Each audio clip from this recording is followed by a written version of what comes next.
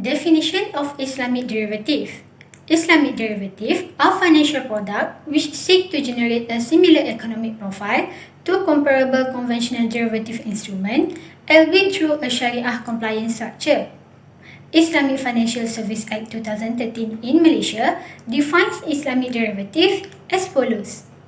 Any agreement including a swap, an option, a future or forward made in accordance with Sharia whose market price, value, delivery or payment obligation is derived from, reference to or based on, but limited to, Islamic securities, commodities, assets, rates or indices. Main derivative in Islamic financial market including Islamic forex forward, Islamic swap, Islamic option and Islamic future contracts. Islamic financial instrument must meet all criteria for acceptance according to Sharia principle.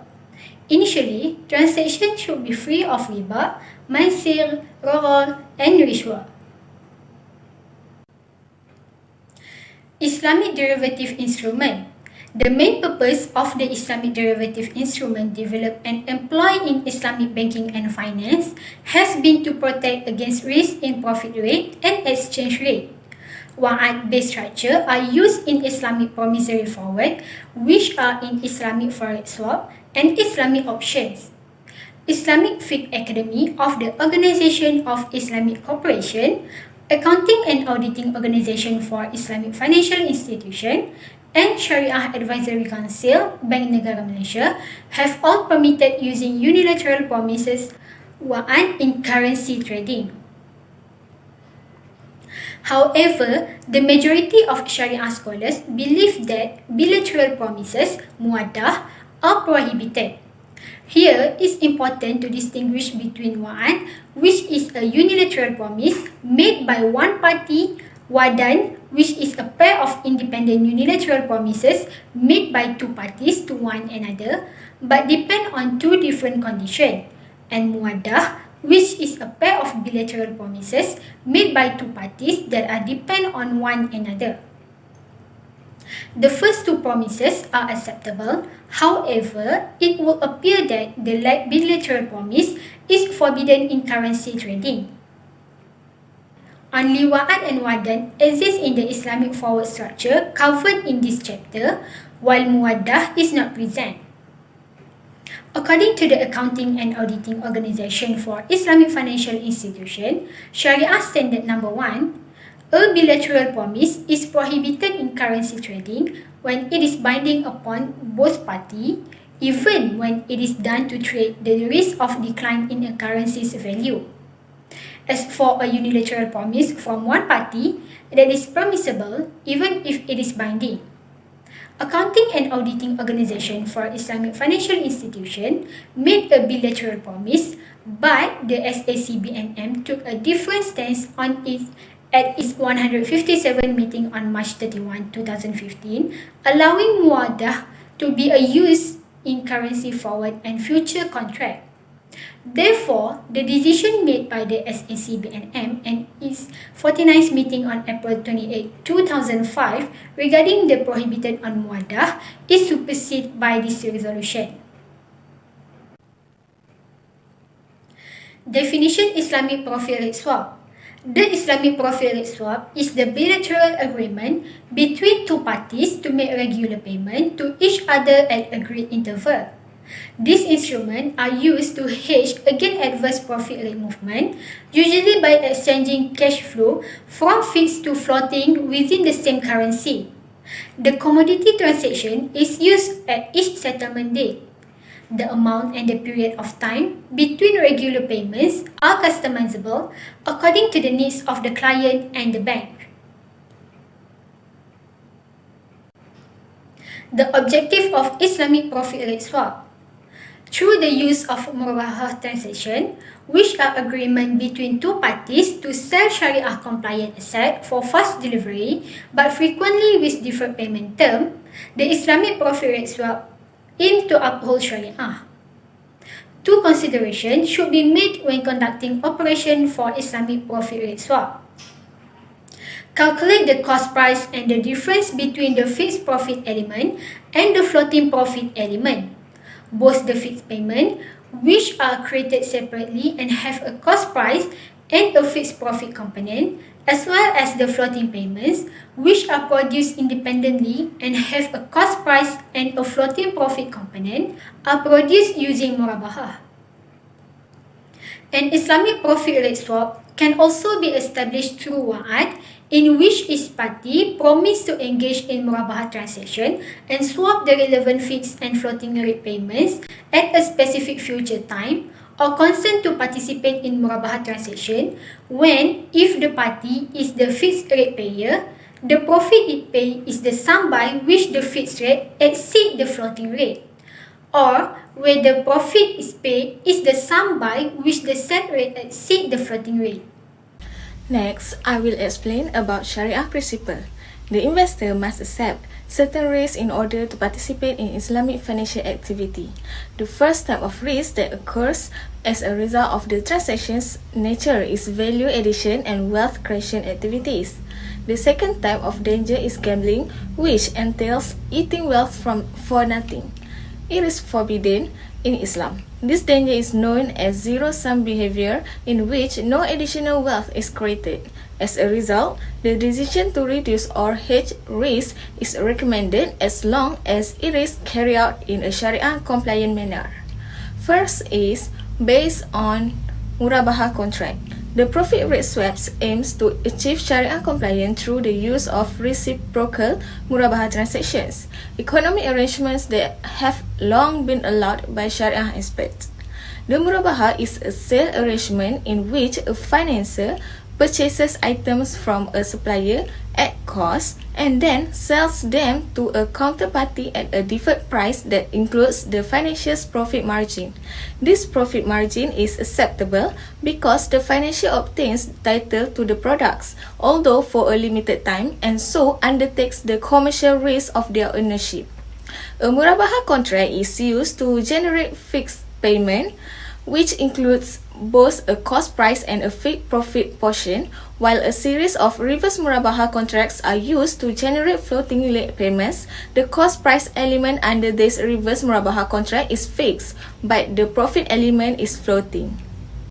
The second contract in Islamic profit rate swaps is wa'ad. Wa'ad is a unilateral promise given by one side to the other to do a specific duty. Wa'ad binds the person making the promise, referred to as the promisor, and should refer to a specific performance obligation to be fulfilled at a specific future period. Wa'ad should not be provided in exchange for a counter-performance demand, since it is seen as a unilateral undertaking. However, the wa'ad can be conditional, which means that the Profits Act is contingent on the fulfillment of a specific condition. According to the Islamic Fiqh Academy, unilateral commitments wa'ad are enforceable under Sharia principles if the following four requirements are met. 1. It is a one-side promise. 2. The promisee must have incurred liabilities as a result of the promise. 3. If the promise is to purchase something, the sale must occur at the agreed open time through an exchange of offer and acceptance. A mere commitment should not be mistaken for a closed deal. Lastly, if the promiser breaches his pledge, the court may order him to buy the commodity or pay actual damage to the seller. While classical jurists differed on this payment, from deliberate failure to uphold a wa'ad being morally reprehensible, which is Hanafi, Hanbali, and Shafi'i's majority opinions, to being legally actionable subject to the promisee suffering loss due to reliance on the promise. Similar to promissory estoppel, the majority Maliki's opinion, modern jurists have generally agreed that it is a cause for legal action. Islamic profit rate swaps are largely used to avoid price change in the value of an asset as well as market volatility in currency rates. These are agreements that need a trade of assets in the underlying contracts in order to swap profit rates between fixed rate and floating rate financial transactions in accordance with Islamic rules. Next, I will present about the comparison between Islamic profit rate swaps and interest profit swaps. The first comparison is definition. For IPRS, it's an agreement to exchange profit rates between a fixed rate party and a floating rate party, or vice versa, implemented through the execution of a series of murabahah contracts. And for IPS, it's an agreement to exchange interest rate cash flows calculated on a notional principal amount at a specified intervals during life of agreement. Second, the rate for IPRS is the notional principal is never exchanged as it is netted off. Swap typically refers to the difference in the price over and above the notional principal in which one party pays a fixed rate and another pays a floating rate. While for IRS, is each party's payment obligation is computed using a different interest rate. In an interest rate swap, the notional principal is never exchanged. Swap typically refers to a generic interest rate swap in which one party pays a fixed rate and another pays for a floating rate. Next, IPRS are set up as a portfolio of murabahah contracts, each of which has a long-term leg and a set of short-term murabahah contracts that are joined by a pledge or wa'ad to maintain the series. A typical cost plus profit structure in Islamic finance is murabahah, and IRS managers can alter their exposure to interest rates and reduce the risk brought on by interest rate volatility by using interest rate swaps. Managers can ramp up or neutralize their exposure to change in the shape of the curve and express opinion on credit spreads by changing the interest rate exposure in different areas of the yield curve via swaps. Other fixed income instruments that are less liquid can be replaced by swaps. Furthermore, they can lengthen the duration of a portfolio. Last but not least, for the maturity date or tenor, for IPRS, minimum period is 6 months with no specific limit on the maximum tenor. And for IRS, the tenor of a fixed to floating interest rate swap is usually between 1 and 15 years. In essence, the profit rate swaps consist of separate buy-side and sell-side transactions. Regular interest rate swap on a notional sum constitute a traditional interest rate swap, despite having a structure that is considerably different from its conventional counterpart. Profit rate swaps seems to have valuation problem. Now, I will continue to explain the structure of Islamic profit rate swap.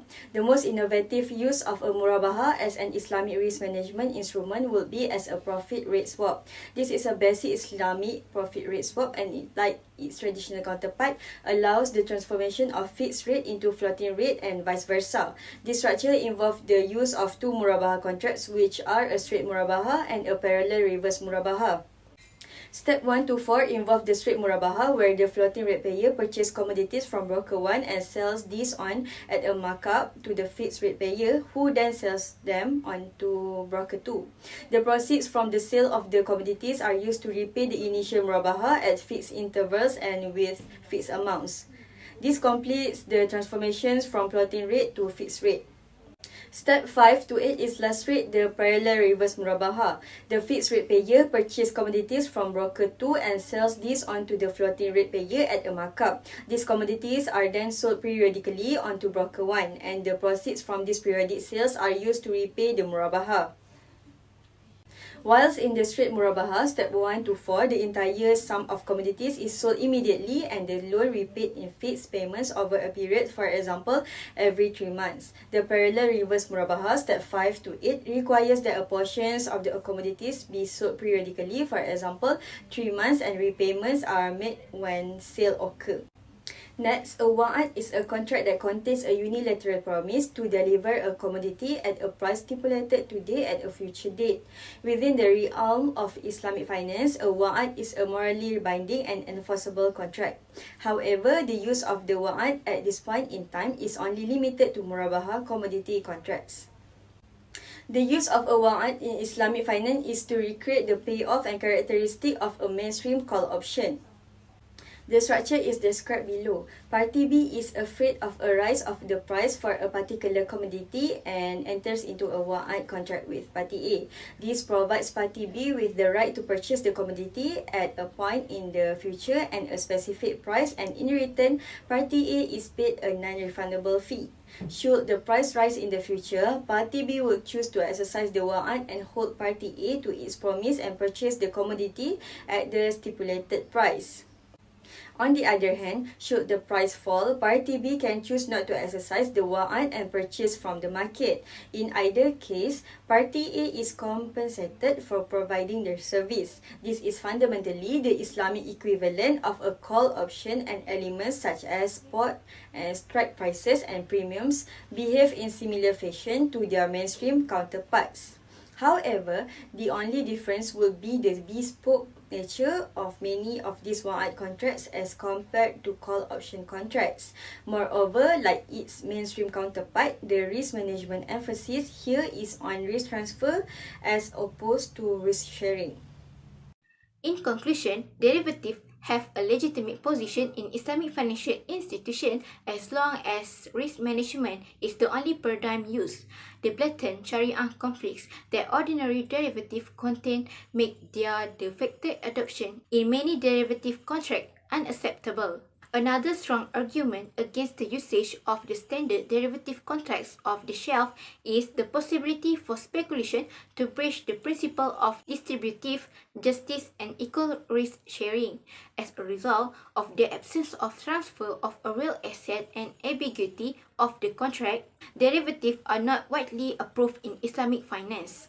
In keeping with the principle of Sharia, the Islamic financial institution can manage their risk exposure using techniques and instruments in a manner akin to conventional finance. This does not imply using the same tools. Islamic financial contracts already have some derivative like characteristics and can be further developed utilizing the fundamental of Islamic contract law to become tools and instruments.